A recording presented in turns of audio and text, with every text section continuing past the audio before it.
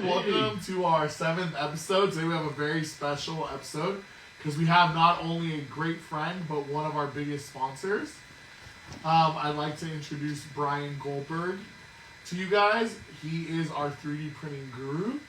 Oscar? Yeah, I mean, this is the guy who you guys are always looking for the trophy. He's the one that designed it from the ground up, and that's what our first trophies were for this year. So, thanks, Brian, man. This is great stuff. I mean, we love that you love 3D printing, but why? What got you? Yeah, what got you going? Into it, man? I have always been a tinkerer my whole life, and I've enjoyed getting into a lot of electronics. But I want to say this maybe about 10 years ago or so. I got introduced to the technology, the 3D printing, which was very different than it is now. Right? 10 years ago, wow, that's different. Yeah, I'm sorry, The machines were, they were perfect for a tinkerer, right? Because you really spent a lot of time working on the machine, getting the machine to work right. Probably more time working on the machine than actually printing things. Wow. But for someone who's very nerdy, that's a lot of fun. I mean, Not us. Not what we're talking about, man. Yeah. Right? No, of course. And then, so the reason we brought you on was because we want to always evolve the games and level them up. And the goal with RIV is not only to bring competitions to the field, but opportunities for schools and coaches to have those students show unique abilities. And I think as a coach and as someone who's been working with RIV for quite a long time, I've come to the realization that what a great tool to be able to give those kids that extra leverage over an opposing team that might necessarily not use it on one of the tournament mats. And that's what kind of inspired us this session, this season, to allow 3D printing to be done on certain games. Awesome. Yeah, because back in the day, people wouldn't allow it because those who had it had the expensive machines, knew how to run it. But now they're so accessible, and I mean now there's just curriculum in the classroom for it, and then we're like, why not introduce it to students to be able to use it as John said, as leverage for them to build something, but not just building, but they're learning the process. And that's what RIV is about. I mean, giving the students opportunities and the kids to see the new ideas that are out there, not just the robots, but that is a robot. I mean, it's literally, the 3D printer is a robot, just making all kinds of cool stuff like this out here, man. And I mean, you couldn't be more right about that. Right? Back in the day when the technology came out, I spent $1,200 on my first printer. Wow. It had a very small build volume, right? And I would say, did you show us like what when you say small build volume? Do we have something here that would be like that's how to big that the print scale? out? Like this is what you're gonna get with this type of printer? Yeah. I mean, it was a 9 by 6 by 6 build volume. Okay, so kind of like trophy essentially. I could print this. I mean, I'm not sure I could print off the full. How could you print this? print this. But back then, it would take forever too because the printers were so slow and it just and most of my prints failed. It took a long time to figure out how to get the printer level and get everything to stick nicely. But as you say today, it's so accessible. Now you can get a machine that does these multicolors, right? These are multicolor prints that are just, you just pick them up off the bed like this. And for our younger viewers, this is off of one 3D printer, like you said, you pick it off the bed. Yeah. The bed being where the print is on when it's printing, it would just be that all off one print. And that's the wild part too. I mean, I was just starting out too with 3D printing. That was maybe 8 years ago, and I was using the XYZ printer. Mm-hmm. And that one, the spool was regulated. I mean, it was a one and done thing. You plug and play, and it was very safe for the classroom. I mean, I still have it, but just getting the parts for it's not even worth trying to. I mean, I try to save it, but anyways, it was great because it was such a hassle. But the thing is, the library was really small to find stuff, but people who were doing it were tinkers. Yeah, fellow tinkers, and they were making stuff, and I was printing out things to make attachments to my old robots, and then the students were able to do artwork with it. And that was like my teacher's like, or my principal was like, "Hey, this is cool. Can you do more?" I'm like, "No, not with the print bed that I have. That's all I can do." So what you two are saying is, long ago when I started 6 months ago,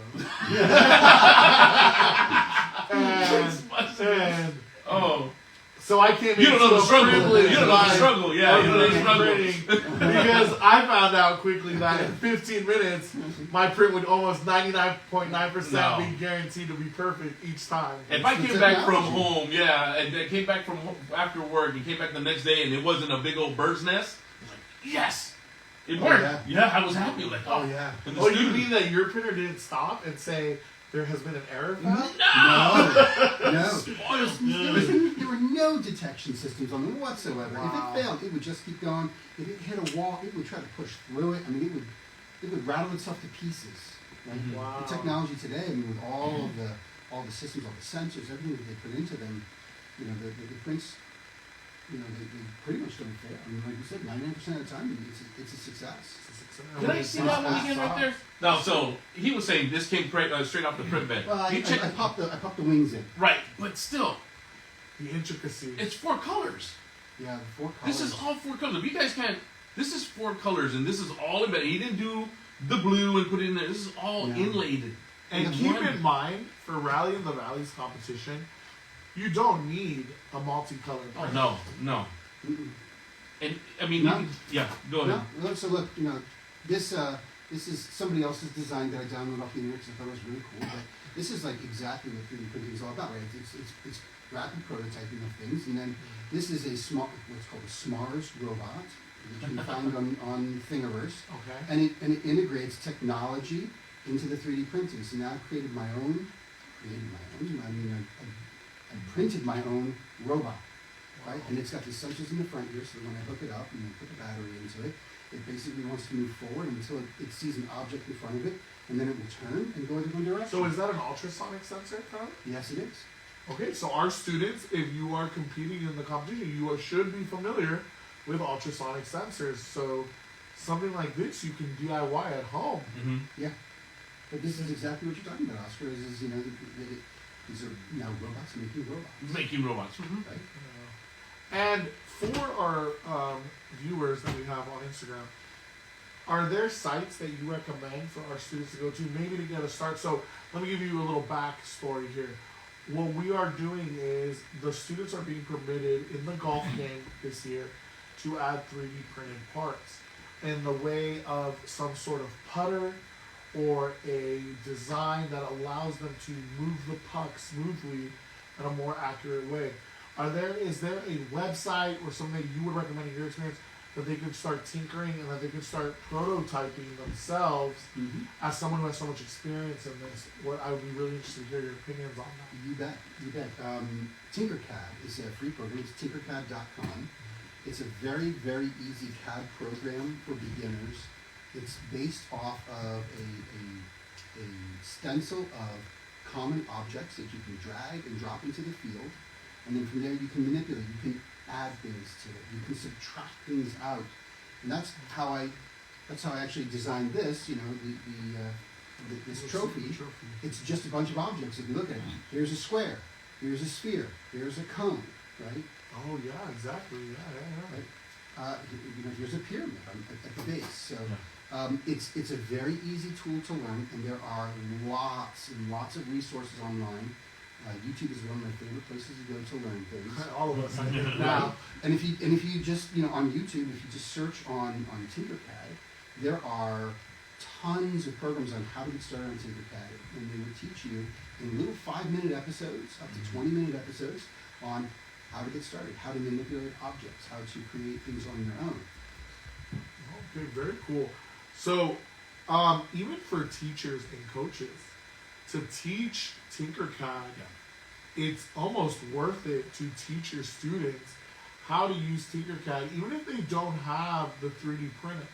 Because what it can allow is it starts getting their brain thinking and doing those designs, and they are allowed to fabricate parts in this competition as well. So if they don't have access to a 3D printer for the event, they can fabricate out of, let's say, straws or out of Cardboard, whatever works, and they can initially design in Tinkercad what they would want to have it look like just through shapes. Right, and then you know what? It's crazy. When you said Tinkercad, I've been using Tinkercad currently. That's what I use Yeah, in my me classroom. too, actually, And starting it's this actually week. one of my classes that I teach. it's design and modeling, and that's what they're doing right now. And they really, you brought up a good thing that the students need to learn to start having that depth perception. Right now they don't, Yeah. and understanding 3D and going into that X, Y, Z, they can't figure that out. But when you put them into Tinkercad, it's a different game. And I don't know. I still have fun with it. When I give them assignments or whatever we do, I'm there tinkering, going, how do I make this better? Right. And I'm trying to outdo them, but they're showing me new stuff, so it's not hard. The access is a lot better now. I'm going to say that, right? I mean, It's easy to access. yeah, easy to access Tinkercad, easy to access. I mean, 3D And for printers my- are not that. I mean, the price now. Oh yeah, let's talk about that. In Sure. your experience, how crazy has the price fluctuation been Well, from when it started to what it is now? sure. So Yeah, I knew I was gonna trigger it. I knew I was gonna go. Let me take you through a couple printers, right? Yeah, So yeah. I told you my first printer was a Core XY, so that's one that has a frame, and it was $1,200, and that was early in the technology, and it was great, and I loved it, and I used it for actually I used it up until this past year. After that- Serious? after You're that- still using it? Well, up until the past year, I Yeah, pretty much yeah. stopped. I mean, because we'll get there, right? Okay. Then I went and I got Creality machines, those bed swingers, right? Mhm. And I spent a lot less on that, right? Those were $300 to $500, and then I put in another $500 in upgrades in them so that you can get the rails, so it moves smoother, so you can, so that you get better print quality, on the surfaces where you wouldn't see banding or layer shifts or anything like that, right? It required those kinds of upgrades to really get good prints. And then last year I bought my first Bamboo Lab. Wait, say it again. Which one did you buy? Bamboo Lab. Bamboo Lab. Mhm. And Bamboo Lab, if you're watching, Yes, we yes. are open Please to send the check too. sponsorship. Brian has sold more printers for you than you realize. So this was everything on here was printed on a Creality machine. Okay. Everything else was printed here was printed on a Bamboo Lab machine. So yeah, this the four color. So the 4-color machine that printed this, if you buy the machine without the 4-color capability, so it can just print 1 color at a time, but still future. I don't want to talk about those mistakes that I made. if you're on a budget, right? Mistakes were made. It's $200, right? It's Right. $200 on their website right now. That is their price, and you can get, a machine that has a build volume of 7 inches cubed, and you can print pretty much anything that's on this table. And bigger people. I have printed 2-foot sculptures. It, And I made the You just mistake to not assemble it. bring it. I just you assembled just it. assemble it. That's something like this. This is printed in multiple parts, and I just assembled it. But if you have a little more money, if it's within your budget, and you can spend $350, you can get a 4-color machine. The same bamboo printer that will do 4 colors simultaneously. You can get something like this. This is just a kit card of a Jeep, which I thought was the coolest thing I ever. know that's from MASH. It's a MASH Jeep, vehicle. yeah. The guy who designed this is Which none of you know truly what that talented. is. Mhm. Right, there's a lot of talent on the internet, right? People Yeah. make the most amazing things, and here it is, just comes Even off as a with kit old school card. with the model cars. That is Yeah. so cool. That's old I school. used to love building models For all when I my was a kid. Gundam people. And now I don't have to go out and buy those model kits. I No. can just print them It's mind blowing. in whatever color I want. I decided that I have to my ask. mouse was black. I decided I don't want black anymore. I want this this galaxy purple. So I printed it. It's my new mouse. I It's have going on to my ask. desk tomorrow. How long did this take? Because that's mind blowing as well. So this took, as small as this is, right? Yeah. This took about 5 hours to print, and the reason is That's because the reason. Because that's a long time. it changes because it's changing filament in between on every layer. So you can see actually from the bottom, you can actually see it better, where you can see that there's some green, there's some black, there's some that's tan. wild, you're And so right. as it builds, it's building layer upon layer upwards. And it's switching Right? those colors. And so it has to switch. So you can see on this very bottom layer, it had to switch filament 3 times. Right? It did 3 colors in the first layer. Right? And then by the time you get it towards the top, there's white on it too. So at a certain point, it was printing 4 different colors in a layer. Oh, not true, because the tires are actually pretty well on. But it was 3 okay. colors because we're still doing the Doing the seats. brown, right? Right? But something like this took about 8 hours to print the body, because there's so many color changes at every layer, Wow. right? Same with that. So if that was a single color print on that size, what do you think you're looking at? print runs, just in your experience? Maybe 2 hours. Oh wow. Wow, that is just mind blowing. It's maybe 2 hours. That is just mind blowing. So if you're talented, I'm not talented, right? I'm not like you, and I can't paint things worth a darn. But you know, if you're talented, if you're talented and you can paint, I mean, you can print things a whole lot faster. You know, and then use your imagination. Yeah. Now, in the classroom, I mean, I use, like I said, Tinkercad, but we just got some printers too. But I mean, throughout the years, have you seen that? Just that, I don't know how to say. I mean, that I'm always about just having that access. You know, I've been at a school that we hardly have access to stuff, but now we're getting like 3D printers are getting ordered now. It's like that's part of like. It's like what a regular printer was. Like, or it's like in the classroom, I always joke with my students. I go, "You're gonna have a 3D printer in your house like you have a microwave." Yeah. Oh, that's very true. But I don't know if you know this, but you can go to the public library and use 3D printers. See, didn't know that. All right, guys, Hey, did you know that? listen, RIV, listen up. That was a good tip. Mm-hmm. So if you want to do some, parts to make, go to the library. Is that, most of them have them? It's probably have to- worthwhile to check. Worthwhile to check the library near you to find out that they have them. But they have them. I in know public the libraries in Los LA Angeles. library has it. The Los Right, they Angeles do have a lab does over there. I know they do have a lab. lab. But that's why alone. There you go. And So it's if you guys free don't have to access, print. yeah. I think It's they free. allow them to print for free. So there you go. If you So have that it's- part that you're gonna make for RIV, head out to the library. I mean, no one's checking out books, but why don't you check out the? We don't condone that. Continue checking out books. Yes. No, I know. I'm just saying that. I you just know, like giving them a hard time. Maybe don't what you call it. Maybe we'll get them to go check Yeah, out some books, and it's maybe the- get them to the library. While you're printing, you can sit and read a book Yeah. and have a 3D print. Thanks. You know? No, Right, nice yeah, save. that. All right.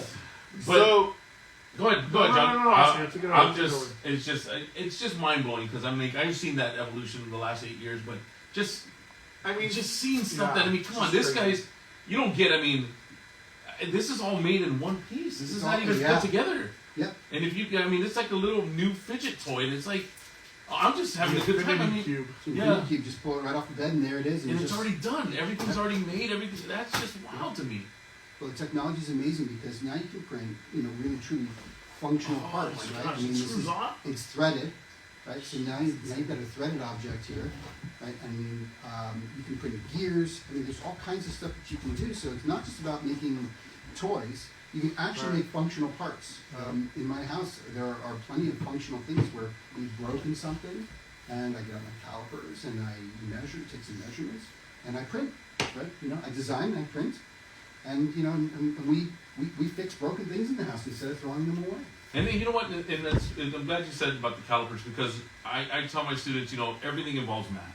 Everything that you do. Everything. And then if you want to have fun, and you know, Yes, it does. says the treasurer. But it's neat that Make friends who like math. But it's just neat that we can apply this kind of math now to lessons where it doesn't have to just be pencil paper anymore. They can pull out the caliper and start learning how to use that where you're not taking a shop class to do that. Now you can do that in your regular math class if your teacher's willing. And that's the thing. A lot of teachers are scared. And I get it. It can be a little scary. It's very intimidating. You're like, oh, It took Brian a year to convince me. Yeah. But what But now? you never go back, will you? I would never go back. Never go back. And he's hooked. I've seen his stuff. hooked. Can you imagine now not having a 3D printer I in your can't. life? I can't. It's such a game changer. Yeah, it is. And I think that, Brian, thank you. You've been like such a blessing to our nonprofit. And yeah, even when we went to go look for trophies, if it wasn't for Brian's willingness and creativity, Oh, absolutely. we wouldn't have such unique items And- for the event. And I just want to, first of all, thank you for that. Yes. And know Thank that you. you are very appreciated in the Rev family. Can't wait for 2025. New Yes, trophy. yes, New trophies, trophies. new design. Oh, New yes. designs. Don't give it away. We're gonna surprise our viewers. But thank you, Brian, for really taking the time coming out today, talking to you guys. I hope that it was helpful for those of you that were curious about 3D printing. You're able to see how diverse and the designs are, how everything has just evolved and become easier, like everything in technology. it always improves and improves so quickly. I remember a time when you could have a computer for 10 years and it'd be awesome. Now we're lucky if we get 5. So 3D printing has been so much faster in its evolution, I feel, that there's new designs coming out, there's new things coming around the corner, right? I know Bamboo Lab is on its next. Yeah, they've already announced they're going to have a new flagship printer coming out in 2025. I can't wait. I'm going to add to my fleet of Bamboo printers. Lab, hashtag Bamboo, at Bamboo Lab. All right, well, thank you, Brian. Yes, thank you, Brian, man. We really do pleasure. appreciate it, Thank you and for having me on. we look forward to seeing the new design, and just anxious to share it. Because I'll tell you right now, in the classroom, they're at eye level in my classroom, and the students are like, "No," and they go, "Yeah, it's 3D printed," and they just love that. Schools went home sad Yeah. because they didn't take home a 3D printed trophy. Yes. It was that impactful, and it was that they made it passionate. Not to mention, you even designed the medals. You can't leave the medals. Yeah. Oh, yeah. The medals. that Brian they walked designed away the with. medals as well. So. Thank you for coming out, and thank you guys for tuning in to the 7th episode. Well, yeah, we're gonna make sure it's 7, but I think it is. It is 7. 7, Yeah, it is it's 7. 7. All right, Jen I and got this. Alejandro has said that it is 7. All right, cool. We don't have the Gen Cam yet, but it will be there one day. All right, thank you guys. Thanks, all right, Thank you everybody. for tuning All right, in. have a good great one.